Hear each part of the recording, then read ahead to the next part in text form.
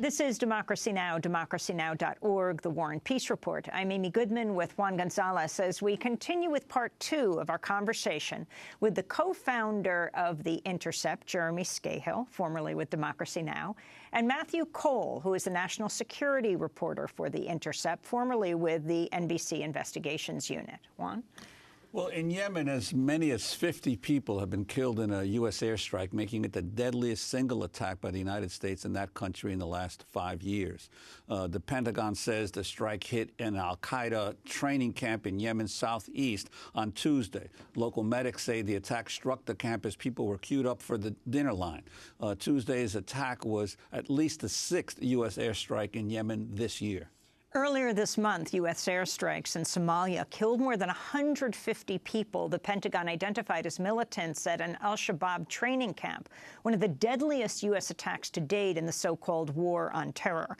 The strikes, carried out by drones and manned aircraft, hit what officials said they believe was a graduation ceremony of al-Shabaab. Officials said they were unaware of any civilian casualties, but were unable to independently verify that. White House spokesperson Josh Earnest emphasized the targets posed an imminent threat to U.S. and African Union forces. The fighters who were scheduled to depart the camp pose an imminent threat to U.S. and African Union mission forces in Somalia. Their removal, the removal of those terrorist fighters, degrades al-Shabaab's ability to meet the group's objectives in Somalia, including recruiting new members, establishing bases, and planning attacks.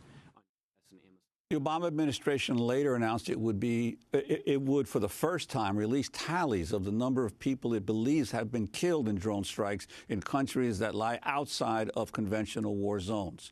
This is Lisa Monaco, President Obama's assistant for Homeland Security and Counterterrorism. I can announce today that in the coming weeks, the administration will publicly release an assessment of combatant and non-combatant casualties resulting from strikes taken outside areas of active hostilities since 2009. That was Lisa Monaco, Obama's assistant for Homeland Security. For more, we continue our conversation with Jeremy Scahill, co-founder of The Intercept, his forthcoming book. He's lead author on The Assassination Complex Inside the Government's Secret Drone Warfare Program, and we're joined by Matthew Cole of The Intercept. Jeremy, the significance of these 2 strikes that have come in the last month. First of all, what Lisa Monaco is talking about, and she came into her position after John Brennan, and that was a position that was created for John Brennan when he failed to get through the confirmation process of becoming Obama's director of CIA in the first term. Now he is, of course, the director of the CIA, and that's a very powerful position. It was sort of called the drone czar, because of the expansion of drone strikes under Obama. But one thing that we found when we published the drone papers was that the U.S. military and the U.S. government use a sort of mathematical equation to determine the number of civilians killed in drone strikes that almost always produces the number 0 at the end by basically preemptively categorizing anyone that's killed in a drone strike as EKIA, as an enemy killed in action, unless they're posthumously proven to have been a civilian or they were easily identifiable from after-action assessments or visual imagery that they were a woman or an elderly person or a child. So whatever the White House releases is going to have a stunningly low number of civilians that are killed and shouldn't really be taken seriously as an indicator of how many innocent or unknown people have been killed in these drone strikes. These attacks in Somalia that the U.S. engaged in was one of the biggest incidents of what is known sort of within the kill industry as crowd killing. And the idea that all 150 of these people, that they had a dossier on them, intelligence that showed that they presented an imminent threat to the United States or actually were involved with terrorist activity, would be stunning. And so, I don't doubt that the U.S. is actually targeting, al-Shabaab's leadership. But, when you kill 150 people in Somalia, which is a tribe-oriented society, a country we're not at war with.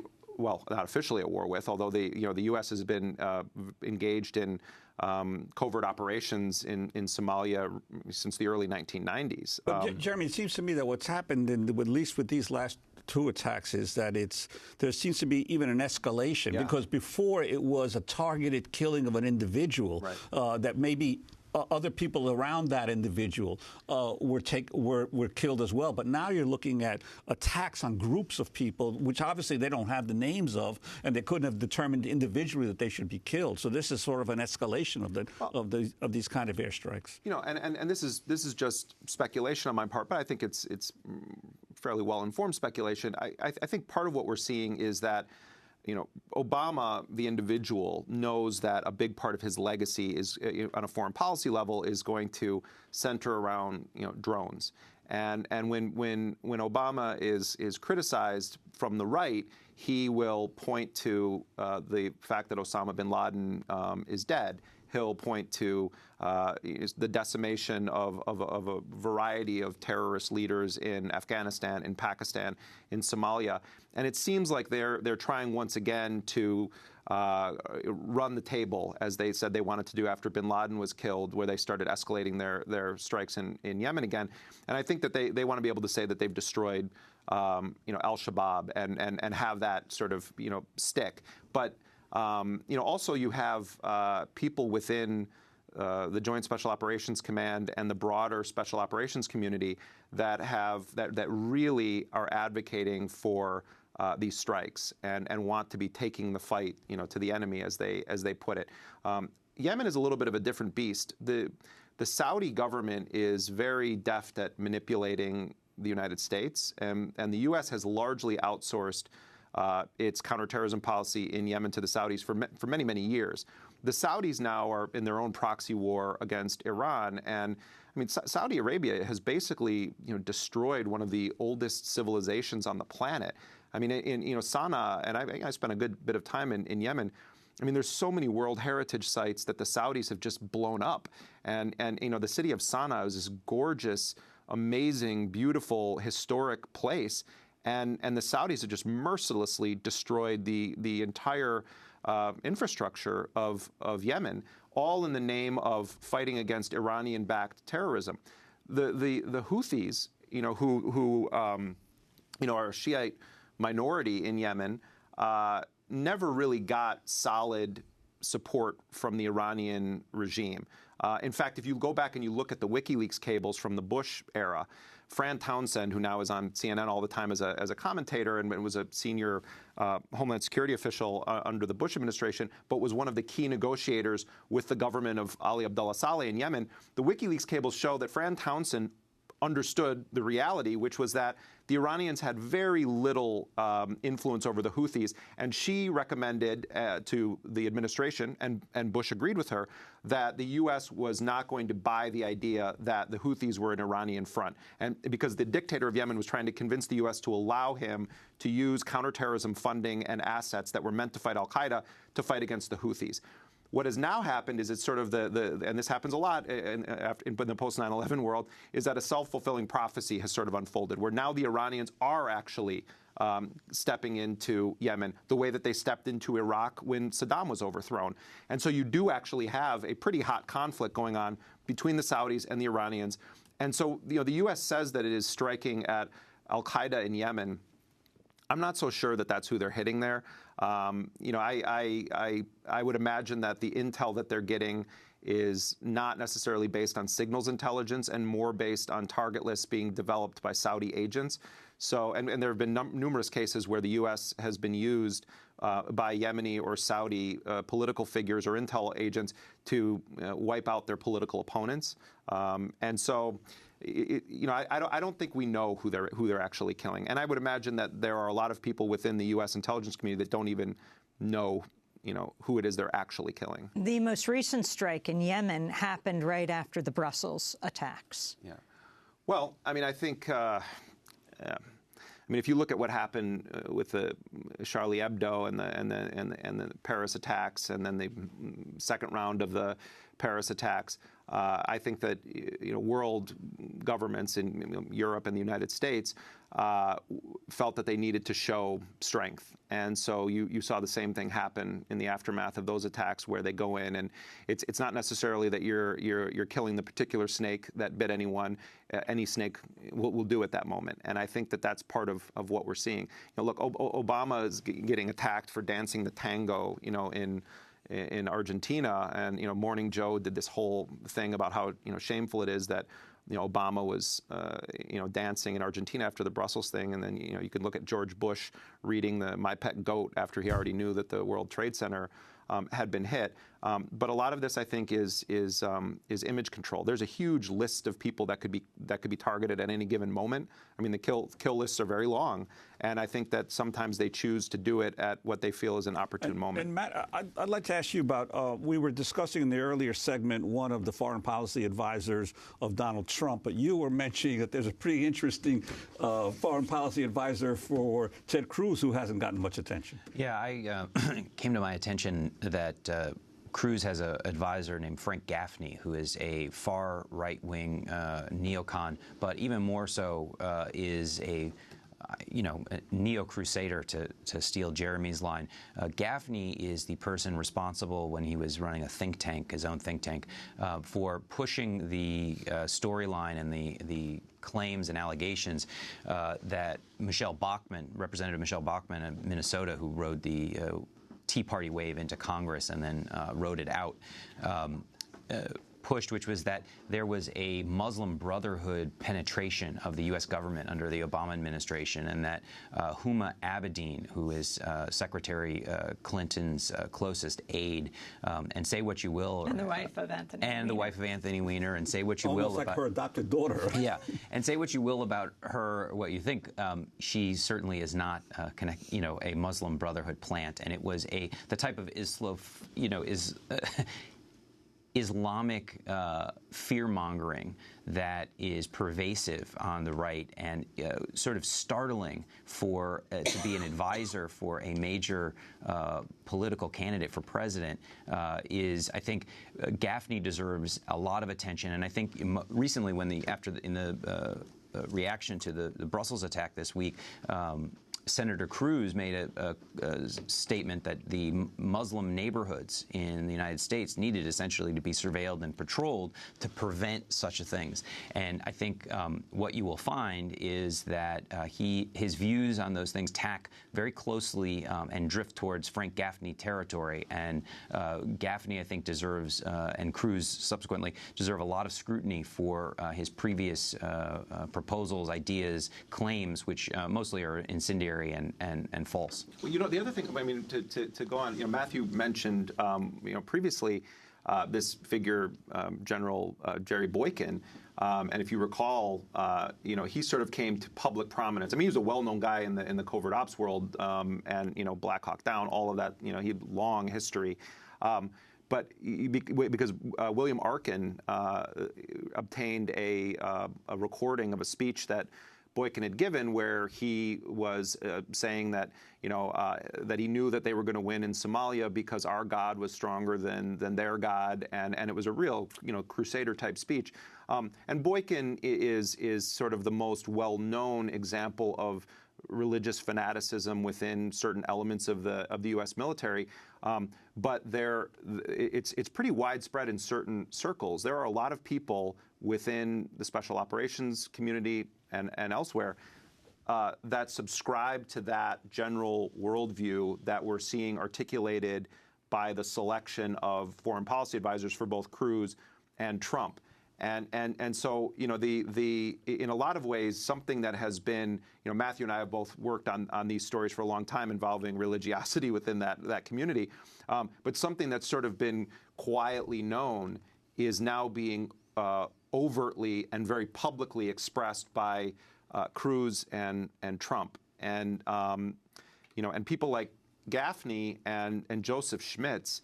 I mean, if either Trump or Cruz win, and those guys are in cabinet positions, they are basically going to declare war against Islam in an overt manner, and I think that we can laugh at the ridiculousness of Joseph Schmitz and Frank Gaffney, but if Cruz or Trump actually win, and these guys are in positions of power, not just blabbing on Fox News, I think there's going to be serious consequences, and they will have support in some elements, very powerful elements of the U.S. military and intelligence community, which is very disturbing. I wanted to ask you about breaking news. This just out. U.S. coalition forces took out another major ISIS commander this month, Haji Imam, a senior religious leader of the self-proclaimed Islamic State, in an operation inside Syria. Defense Secretary Ash Carter, flanked by Chair of the Joint Chiefs of Staff General Joseph Dunford, will announce the operation today, says the Daily Beast. Haji Imam's real name is said to be Abdul Rahman Mustafa al-Kaduli, considered in line to be a second in command for ISIS, though some ISIS watchers say his Turkoman background ruled that out. Again, this is a report from the Daily Beast. I mean, I don't know. I mean, when they say they killed the number 2 or they killed the senior commander, I mean... And also they say Carter will also confirm the reported killing of ISIS's Minister of War in a strike this month, Turkan Batirashvili, called Omar al-Shishani, or Omar the Chechen, was reported to be badly wounded by an airstrike, according to the Syrian Observatory for Human Rights. I mean, look, there's no question that that U.S. Special Operations or the CIA have killed a tremendous number of people that have committed acts of terrorism or are plotting to commit acts of terrorism. But I always take all of these things with a very serious grain of salt. I mean, I wouldn't doubt that these people are fanatical loony bins and that they want to commit acts of terrorism. And I'm not, this is in no way trying to dismiss the fact that ISIS is filled with a bunch of murderous gangster thugs. But I also think that the core issue of what's the military power of ISIS? It's not Jihad John and the people making the propaganda videos. This is really a territorial battle that was being waged for a long time in parts of Iraq and Syria, where you have elements from the Ba'athist military of Saddam Hussein that are not fighting for the caliphate. They're fighting to reclaim their territory. They're fighting because the U.S.